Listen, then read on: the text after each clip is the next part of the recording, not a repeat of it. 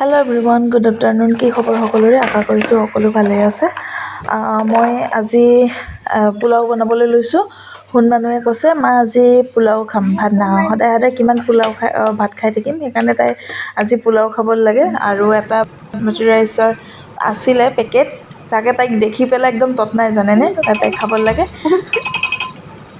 তাৰপিছত এইফালে মই অলপমান ঘিউ দি পেলাই যিখিনি সামগ্ৰী লাগে সকলোখিনি দিছোঁ, আৰু কাজু বাদাম দি দিছোঁ, কিচমিচ দি দিছোঁ, আৰু এইফালে অলপমান চব্জি দি দিছোঁ, আৰু যি যি লাগে আৰু সেইখিনি সকলোখিনি দি দিছোঁ, যিহেতু সোনকালে হ'ব লাগে। আৰু মই ভালেই পালোঁ, জল্দি জল্দি হৈ যাব, যিহেতু ভাত চব্জি এনেকৈ বনাই থাকোঁতে বহুত টাইম লাগে। ইয়াত দেখিছেনে একদম কালাৰফুল কি ধুনীয়া লাগিছে। মটৰ চটৰ দি দিছোঁ, গাজৰ দি দিছোঁ ইয়াতে, আৰু এইফালে আৰু এয়া হৈয়ে গ'ল, আৰু বিনো দি দিছোঁ।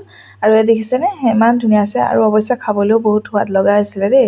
এইপিনে সৰু আলু ভাজিছোঁ, যিহেতু অলপমান কিবা এটা হ'লে ভাল লাগে, আৰু অলপমান ঘুগুনি আছিলে তাকো ল'লোঁ। আৰু মোৰ আজি দুপৰীয়া থালিখন কেনেকুৱা লাগিলে আপোনালোকে কমেণ্ট কৰি জনাবচোন। আৰু এতিয়ালৈ হ'ব, বাই।